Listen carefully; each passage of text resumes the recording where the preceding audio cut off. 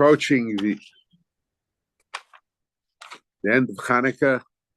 Also, we are more or less the reading in the Torah about Joseph and his brothers, how, in a sense, the reunification of the brothers and Yosef. I've mentioned in the past that these sedras are very appropriate for Chanukah because, unfortunately, the war of Chanukah, certainly up till Chaf Hei Kislev, was primarily a civil war between the Hellenistic Jews and the and those that were close to the Masorah, those that were together with the Hashmonaim. And to a certain degree, at this point, and from the Ram, it seems by this point, toward the end, there is a certain unification that takes place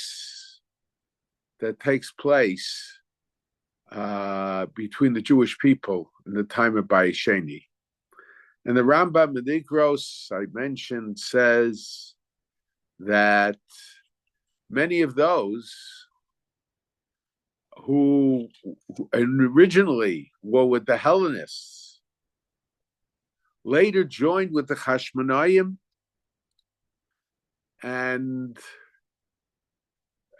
regarding them, when we say in the Alanisim, Rishon Biyat Tzadikim, the Tzadikim include those who were originally the multitudes. Ram makes it sound like it was a large number of people, that the multitudes who wore Rishayim, the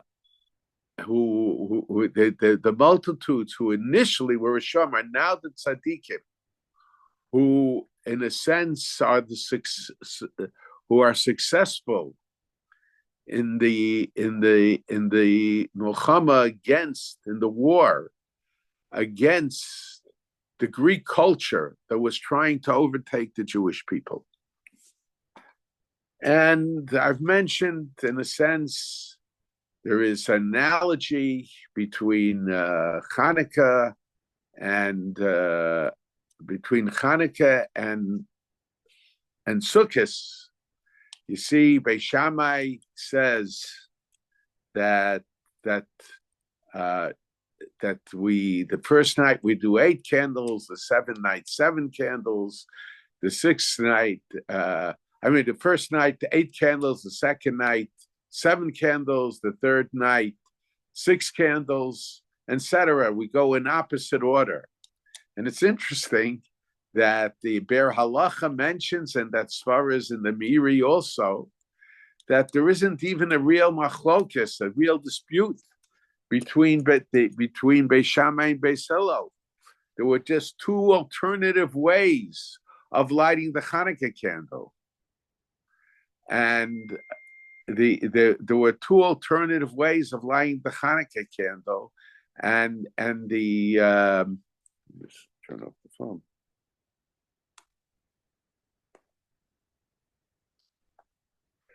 There were 2 alternative ways of lighting the Chanukah candle, and in a sense, what Beis Shammai says is not rejected by the halacha. Today, the general custom is in accordance with Beis Hillel, but you see, the Gemara says Shnei Skenim Hayu B'Tzidin. Echad asa k'divrei Beis Shammai, echad asa k'divrei Beis Hillel. It wasn't the machlokas. There were 2 alternative ways to light the Chanukah candle. So you see that there is a similarity, a connection, a relationship between Sukkot and Chanukah. And Sukkot, I've mentioned, was the celebration of the acceptance of our Kapara and Yom Kippurim. And to a certain degree, Chanukah was also the acceptance of the return of the former Hellenists to rejoin the heritage of Klal Yisrael that existed from generation to generation. And it's interesting that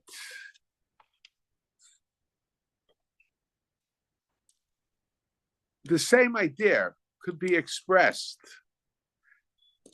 and the Yosef, regarding Yosef and his brothers. On one hand, Yosef and his brothers there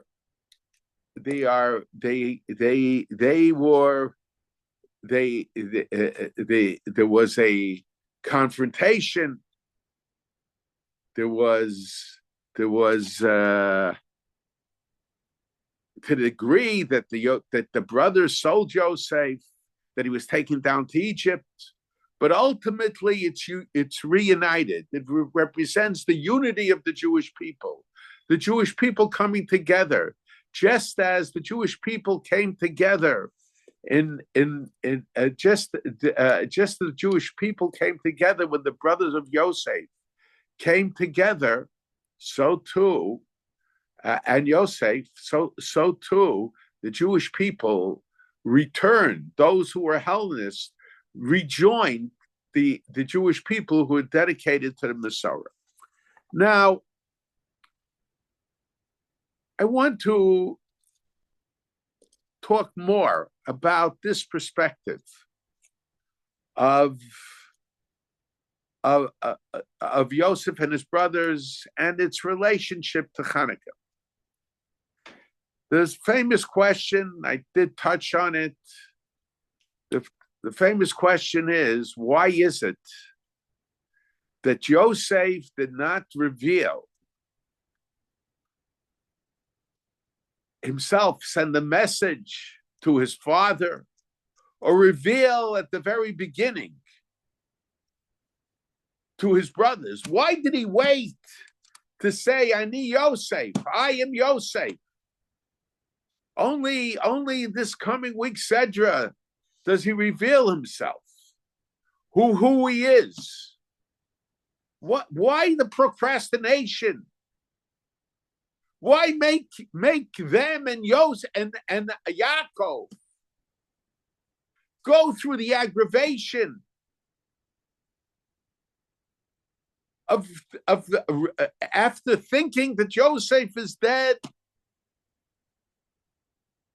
of Torah Yosef as far as Yaakov is concerned,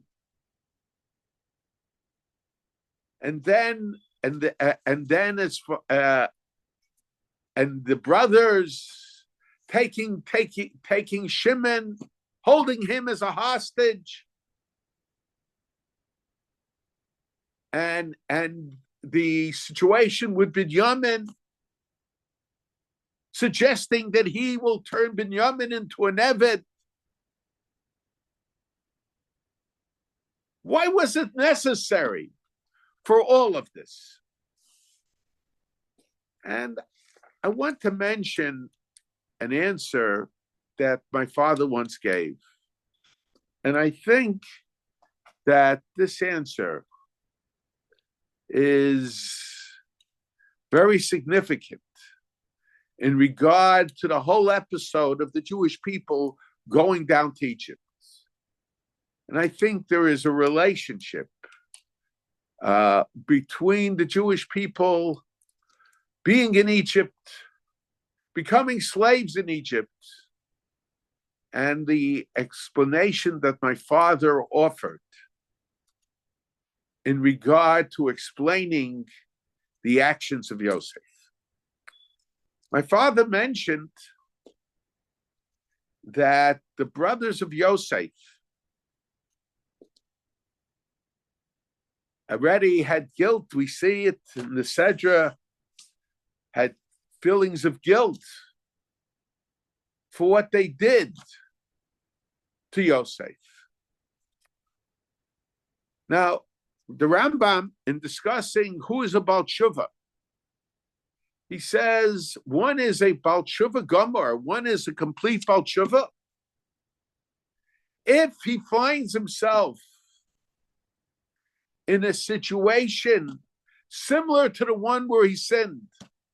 Let's say a man sinned with a woman. So we know that he is a complete Baal Tshuva when he finds himself, the Rambam says, in the same Medina. Medina doesn't necessarily, is not limited to the idea of the same state, the same place, but the same environment. You find people who the change of environment will cause them to change the way they act. And that is also a form of tshuva. Matter of fact, one of the things that a Baal Tshuva has to do sometimes is leave his place, go somewhere else. Sometimes go from place to place. He has to mishana shmo, mishana makomo, to change his place. But he also has to change his environment. But if the whole reason he changes his ways is only because of the change of environment, but had he come back to that environment where he sinned, after doing tshuva, but he returned to his old ways, and he would still sin, that shows that the tshuva, while it might have been a partial tshuva, so long as he remained in his own in the new environment. But if the only reason he remains a Baal Tshuva is because he is in another environment, then he is not a complete Baal Tshuva. Because in order to be a complete Baal Tshuva, you have to be able to overcome the circumstances, the attitudes, the approach that led you to sin. Of course, that doesn't mean that a person should put himself, test himself, and put himself in an environment, in the old environment that led him to sin. But he has to work upon himself, that had he been put in that old environment, he would not have committed the same sin that he did previously in that environment. And to a certain degree, my father said that Yosef felt, in a sense, was testing his brothers. Now, not literally, but I'll explain. He wanted to put his brothers in a similar situation. And in a sense, Yosef, Binyamin, became the replacement for Yosef. Binyamin was the son of Rachel. Binyamin, in a sense, inherited Yosef's position in the family. We see how sensitive Yaakov is concerned about the safety of Binyamin.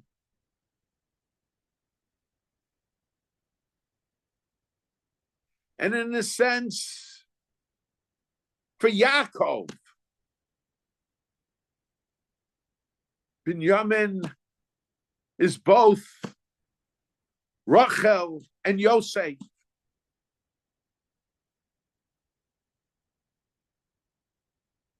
And even the brothers who did not go along with the attitude of like Ruvain, there was something lacking in the manner of their protesting, even though they were Yeruvain was trying to direct the brothers that they shouldn't kill Yosef, and he had plans of saving Yosef. But there are times when a person has to resort to confrontation, when a person has to stand up.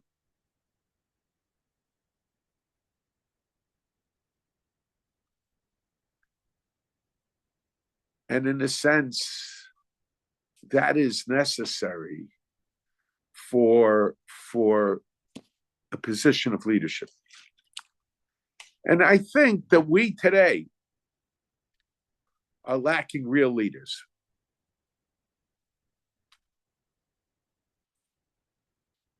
We talk about being given direction by religious figures.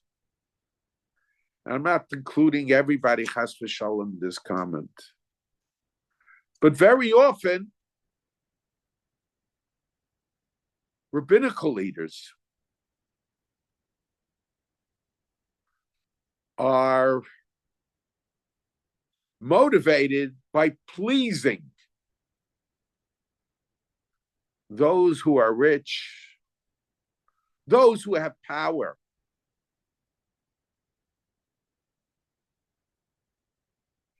And they mold their attitudes to accommodate those people.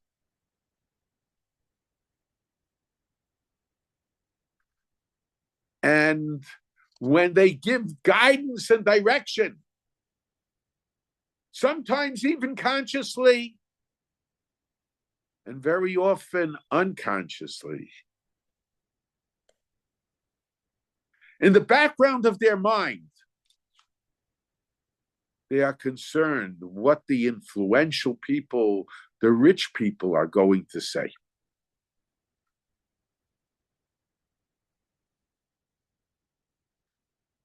And in a sense, of course, that wasn't exactly the situation. But Reuven, to a certain degree, lost his sense of leadership, his role as the leader, even though he was trying to save Yosef. Because a leader sometimes has to stand up to the others and not go along with the others. And there are all kinds of rationalizations for it. And the rationalizations sometimes are that I won't be able to accomplish. And if I go along with them part way,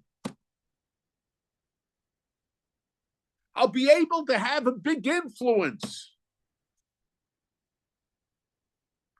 I know of situations where rabbis wanted a certain kula, a certain leniency for their balabatim. And when presenting the shaila to halachic authorities, they presented it in this manner, that if I'm able to be matir something, I will be able to have a big influence on them. And how it's worth giving them the leniency in order that they should be popular. And of course, they didn't phrase it as being popular, but to be able to have a hashpah, to have an influence, to lead them in the path that they feel would be one of Torah orientation.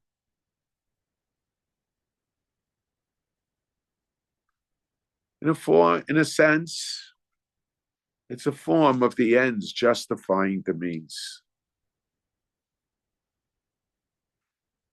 But That's the situation of leadership that we're facing. And to a certain degree, I think that this was one of the problems. My father didn't emphasize this issue in explaining the Parsha. My father did emphasize this issue with the way he acted. I always mention the pshat that I heard from my father.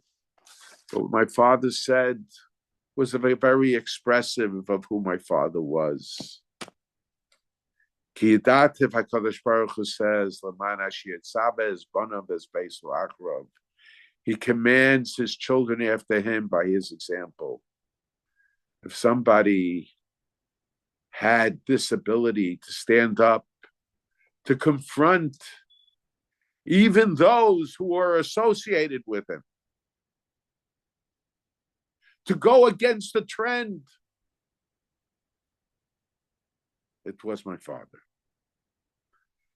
But in explaining the psukim, my father said that Yosef, in a sense, wanted to bring his brothers into the exact situation. And as far as the leadership is concerned, Yehuda now assumes the role of leader. And it's very interesting, Yehuda's role as a leader. Chazal tell us that Yehuda, the Medrash Rabbi says, why is it that a Jew is called Yehudi, not called Reuveni, not Shimoni, not Levi, but called Yehuda? Because Yehuda said, "V'anochi arev bi'ad hanar." I am a surety. I assume responsibility. I assumed responsibility. He not only said it to Yaakov, but he said it to Yosef. He not only said that he is assuming responsibility, but he did assume responsibility. There are many that talk about assuming responsibility. They talk, I will be responsible. I will do this and I will do that. But when if happens, what they said crumbles as sand. And in a sense, Yehuda not only told Yaakov, V'anochi arev, but that I assume responsibility, but he told it to Yosef also, I assumed the responsibility. And this was part of the test. But it wasn't just Yehuda. It was for all the brothers. But why is it that way? What it is that Yaakov, Yosef, it's not so much that he wanted to test brothers. After all, it's not proper. If somebody sinned in a certain situation, yes, when he finds himself in the same situation with the same person, with the same involvement, and he's able to overcome the temptations that he wasn't able to overcome previously, that shows that he's a Baal Tshuva Gomer. But it doesn't chas v'shalom mean that under normal circumstances, a Baal Tshuva should test himself and put himself in that same situation. The Rambam says a person has to be misrachek harbe. He has to remove himself very far from that which he sinned. You're not allowed to test yourself. So why is it that Yosef tried to create the same situation to test the brothers? But Yosef understood that this situation was different. Yosef understood that that there was a necessity here, not for Yosef to know that the brothers did tshuva, but it was necessary for the brothers themselves to know that they did tshuva. And unless they would know themselves that they did tshuva,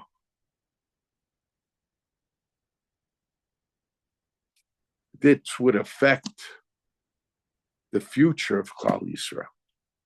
Now, why is that? And why is it that this is associated with the Jewish people going down to Egypt? And I think we have to understand, what was the purpose of Shivat Mitzrayim? I've asked this question before many times. And it's interesting that the Rambam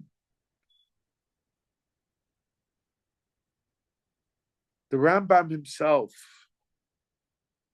says, in talking about mitzvah Schiras Yetzias Mitzrayim, remembering the Exodus,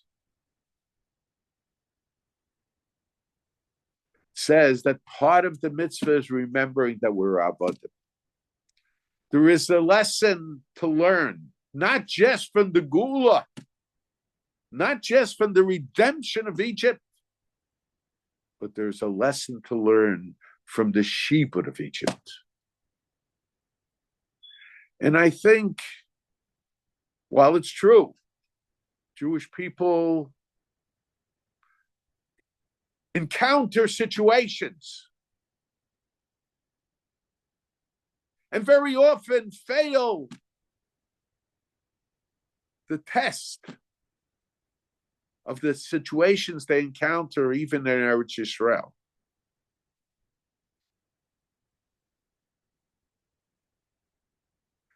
But the test in Chutz La'aretz, the test outside Eretz Yisrael, is much greater. On one hand, in Eretz Yisrael, there is greater identification with the previous generations. And as I pointed out very often,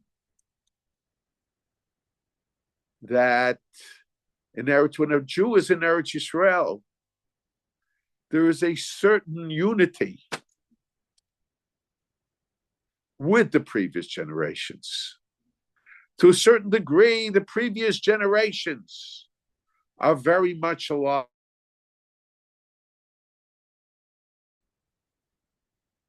But in Chutz La'aretz, while there might be some identification with the previous generations, it's limited much more so. And also, depending on the period of time in Eretz Yisrael, certainly today, even a Jew who deviates from the path, who gives up, unfortunately, Torah and mitzvos,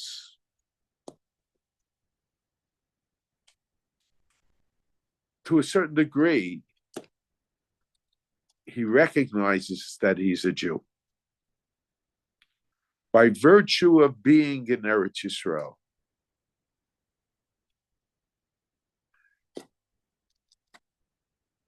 However, in Chutz La'aretz, certainly in this time, when one gives up Shmiras HaMitzvos, over the passage of time, to a large degree, they try to identify with the non-Jews. And that's what we call assimilation. We try to identify. And in a sense,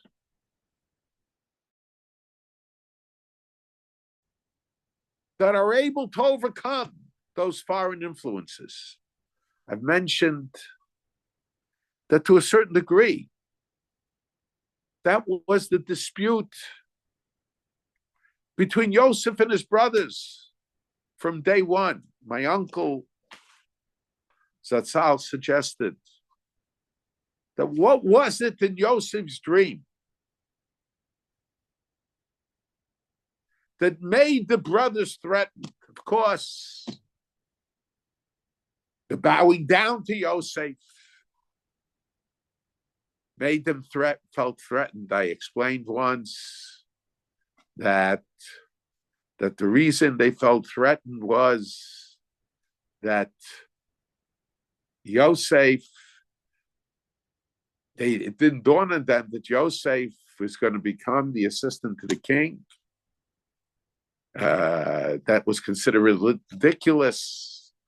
The brother said to himself, "Do you think you're going to be the king?"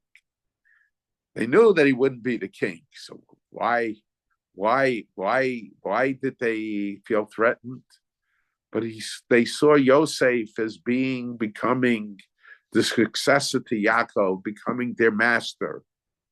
And the dream of them bowing down was indicative in their minds of Yosef seeing them as his servants. And the life expectancy of servants in those days was not very long. So because of that, they felt threatened. But my uncle stressed another point. He says they talk, that we're in the fields. And the brothers and their previous generations, for the most part, Yaakov, Yitzchak, Abraham, for the most part, Abraham, Yitzchak did some planting, but for the most part, they were shepherds. And here Yosef is talking about changes taking place. And they're in a different land, not a land of shepherds, but a land of farmers. And Egypt was a land of farmers. And you see that when the brothers stand in front of Paro, they emphasize, we are shepherds. Our father was a shepherd. Our grandfather was a shepherd. Our great-grandfather was shepherds. It's a yichus of shepherds. Why wouldn't it be enough to say them and their father were shepherds? Why is it that in mentioning it, it was probably, I think, so first of all, they were emphasizing over and over shepherds because most of the Egyptians were not shepherds. It's true, in Eretz Goshen, people were shepherds. But most of the Egyptians were farmers. And especially, it seems historically that at that time in Egypt, There were many people who lived in Egypt who came from other places that weren't original Egyptians. And there's reason to believe that some of them, perhaps, were also shepherds, were not attached to the land. But they wanted to emphasize, perhaps to Paro, but to themselves, they wanted to emphasize also, we are not Egyptians. Very often when we leave the Jewish environment and we become part of the economic world, of the non-Jewish world, we begin to identify with our business partners, with our colleagues. And sometimes that identification leads in giving up Jewish tradition. And the brothers understood Yosef's dream, that circumstances are going to change. Places are going to change. As my uncle mentioned the Medrash, Avram Ivri Meiva Hanar, from the other side. We're not always going to be where we are now. We're going to be in different cities, different states, different countries, different continents. Meiver Hanar. They're over different oceans, not just rivers, not just lakes. That is the destiny of the Jewish people. And circumstances might compel us to identify with the people of those new areas that we become immigrants. All these countries become melting pots, and we join them. And initially, we don't join them on a religious level. But as we join them more and more, we cut ourselves off from our past identification. And that is the test of Galus. So the brothers felt threatened. Because if we become farmers, if we go to a country where farming is the main occupation, we'll be in a different situation. Here we feel secure. But if we go to a different country, what effect will the environment have on us? And if not on us, on our children and our grandchildren and our great-grandchildren. And Yosef said, no, we have to prepare ourselves for a changing environment, for a changing situation.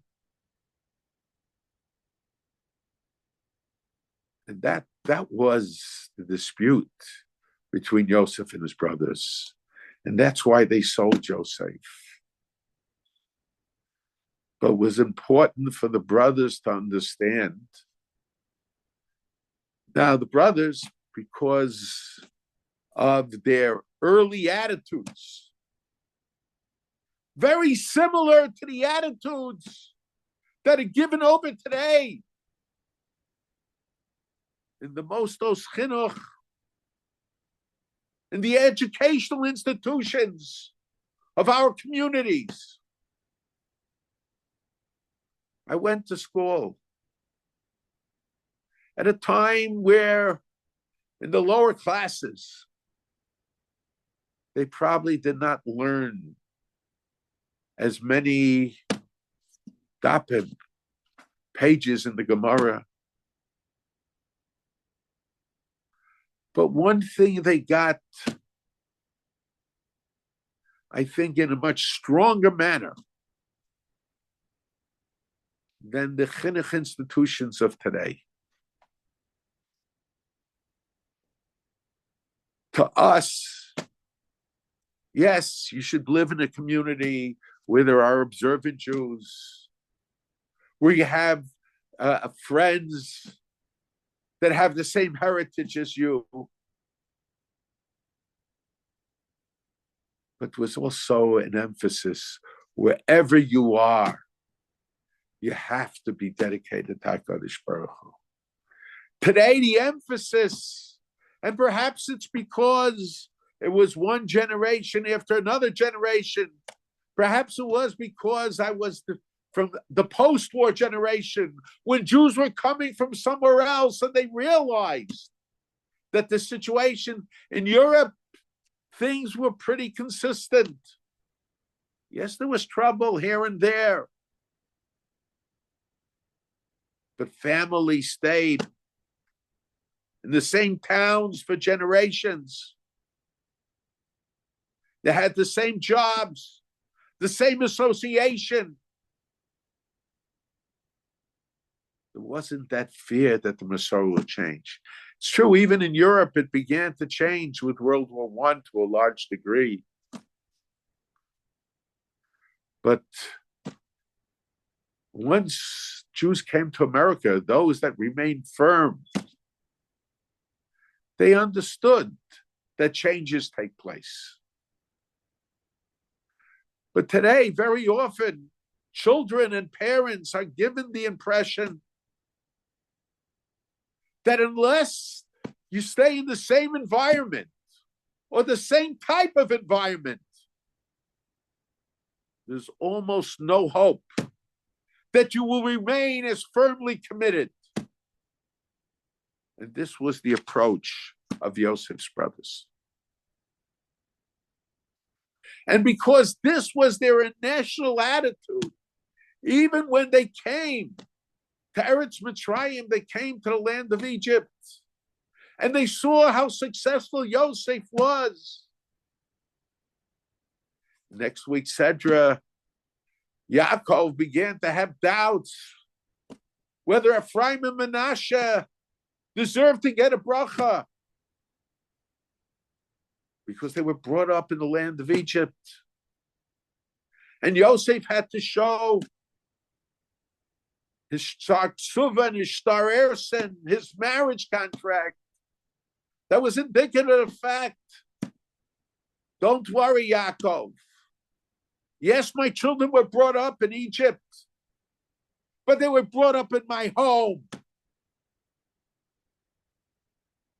And today, unfortunately, because of changing environments, the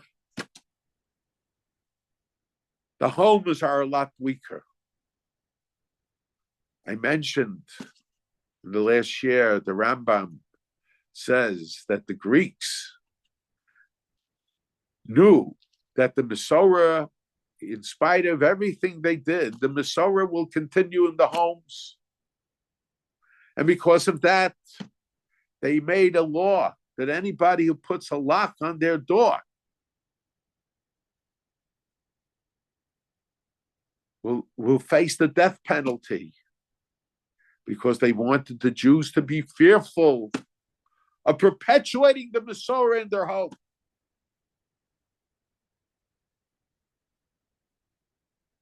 But when we imply to children that the only assurance you have is by staying in a certain environment, it's a self-fulfilling prophecy that if you don't stay in that environment, very often, you will not remain observant. You know, we talk about how children go off the path when they joined the Israeli army. And probably there is truth that the army presents challenges that these children did not encounter in their earlier years. And very often, they were not prepared for those challenges. And if yeshiva boy, I'm not talking now whether yeshiva boys should be drafted or not. I'm talking about the impact of the army. If a yeshiva boy goes to the army and yeshiva boys, their attitudes change, their manner of behavior changes, their commitment to Torah changes, their commitment to observance change. It's not just the fault of the army. It is perhaps the fault of their background that didn't prepare them for changing situations.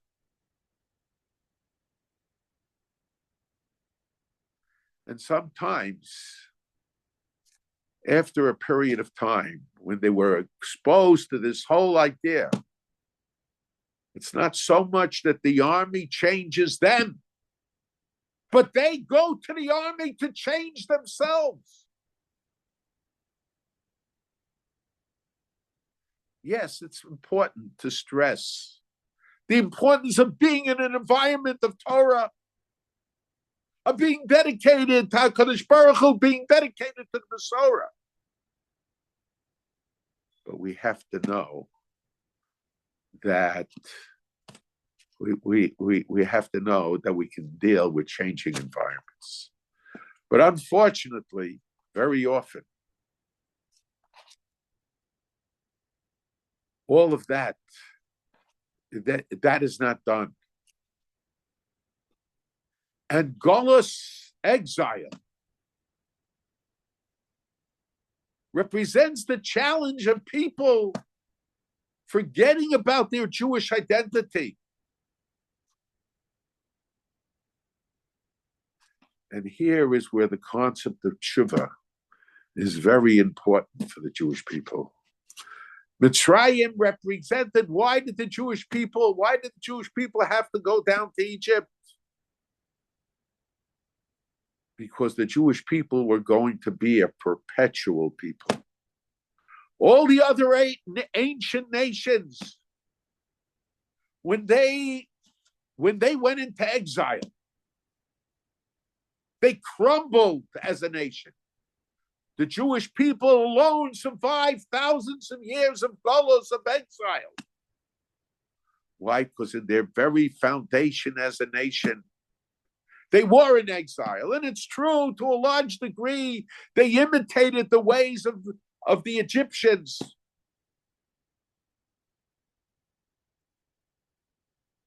But that's the significance of tshuva. A Jew has to know, no matter how far he has abandoned his religion, he has abandoned the ways of his ancestors, tshuva is possible. That's why it was important, I think. I want to add that to what my father said. It was important for the brothers of Yosef to understand that there is tshuva. The brothers were always under that cloud of gloom. And Yaakov himself said, "Anochi ered livnei shola." There was gloom that was over them all the time. In order to get through the gloom, we have to believe that we could change our ways again and return to the ways of our ancestors. And that's especially important in Galus, in exile. Because in exile, we're not just challenged about our Jewish, about our commitment to Torah. we're challenged also about our Jewish identity, certainly in this day, because we are confronting other identities. We try to become citizens, good citizens of the country, and somehow we talk ourselves into believing in order to be good citizens of the country, we have to abandon the way of our ancestors. I mentioned the Balaturim that in this week's Sedra, the Balaturim says that Vayisu b'nei Yisrael is Yaakov Aviyim, that when the Jews went down to Egypt, their daughter, their wives, and their infants, they put on wagons, but Yaakov they raised on their shoulders. Why? Because when you go from one country to another country, the disposition is that the elder of the former country loses his special status. And who becomes the leader? Who gives guidance? The youngest one, the one who doesn't have the ties to the old environment, to the old country. The sons of Yaakov were determined that they will continue in Mitzrayim the way they were. Yes, it's a changing environment, and they were affected by it to the degree that they had to emphasize. We have a tradition of being shepherds, not farmers. We're scared because of our background. We're scared about the changing environment. So we don't want to identify. We have to be on guard, on special guard, not to identify ourselves as the Egyptians, and the common Egyptian was a farmer. We are shepherds. We are different. This was all part of their determination that their guide will not be the youngest among them, the one who has the strongest ties to Egypt and the least ties to Eretz Canaan, Eretz Yisrael. But on contrary, it'll be Yaakov. He will be our hero. When you have a sports game, they always take the person who is the source of the victory, and they carry him on the shoulders. They carried Yaakov on the shoulders because Yaakov had to remain their hero. But very often, that works for one generation, for 2 generations, but it doesn't continue. And unfortunately, we don't always prepare ourselves for the changing environment. But we're not allowed to lose hope. We're not allowed to lose hope for ourselves, and we're not allowed to lose hope for other Jews. The mitzvah of tshuva is a mitzvah not just on the individual. It's a mitzvah on the community. And we fulfill that mitzvah by contributing to others doing tshuva. And even if this person won't do tshuva, the attitude that we have now, if it doesn't affect him, somehow will create an effect that might affect future generations. When there is a mitzvah of tshuva, the mitzvah of tshuva might not be limited to the Jews of our generation. We have a responsibility to work, to create an environment, to create an attitude that will help the Jews of other generations as well. What I think, and this was the Kohanim that waged the war. Kohanim did not go to war generally, but the Makom Sheinish Mishtadin Liosish, it was necessary for them to go to war. Not only because of the survival of the Jewish people as a nation, but because of the survival of the Torah. it was necessary for them to go to war. But they, at least in the early generations, were able to recognize the idea of changing environment, changing approach for me as an individual. Sometimes it's necessary for the Kohen to put on the uniform of the military. And true, it represents a challenge. But if you are prepared for that challenge, we can succeed. That's the lesson of Chanukah. That's the lesson of Yosef and his brothers. One is to prepare for changing challenges, and the other is that people can always change back. And this is a lesson not just for our generation, but we have a responsibility for future generations as well. If anyone has questions, please put them in the chat. Did the brothers ever explain their lie to Yaakov? Okay, there are different theories on that. Some say not. It seems that the brothers apparently thought that Yaakov knew about it because they left a message. They made a message in the name of Yaakov that he shouldn't hold it against that he shouldn't hold what they did to him against them.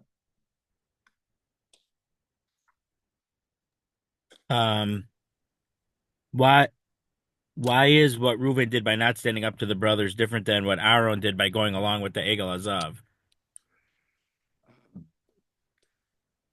First of all, there is some machlokas whether he did I think it's machlokas Rashi and Tosfos about it, whether he should have stood up to them. He was trying to postpone them, and he made a certain kal vachomer that he felt that under those circumstances that there wouldn't be a kapara for the Jewish people would not have a kapara. Aaron said that, right? That's I right. didn't see it, but the Daf Yomi did cover it last week. Okay. It's in Hedron Daf Zion that because Chor was killed in Yeharig B'Mikdash, that's right. Kohen V'Navi, Aaron felt that actually was right. It was talking about Yehuda making the Gemara there was talking about Yehuda saying Mabetza, that Yehuda was not Reuven. But they still had to do tshuva for standing more right, firm. but that's why saying that Reuven not standing up is different than Aaron. Aaron felt that if he would have not stood up, right. Bnei Yisrael would have killed a Navi and the Bnei Yisrael would have had any kapara. That's what I had referenced to. Right, so I just expanding on it a little bit. That's but I think there was a machlokus rishonim whether Aaron acted properly or not. Yeah. I remember your father. I don't remember what sugya your father mentioned it, but he discussed it from a different perspective. I know there's a meiri on the sugya there in Tanhedra, but I think your father explained it a different way. Maybe based on a marsha somewhere. I don't remember. Okay. Maybe in Megillah. But there is a machlokus rishonim about it. Yeah. Yeah.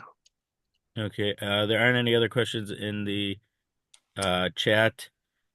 Next week there's probably not going to be share. No share. So everyone, thanks for joining.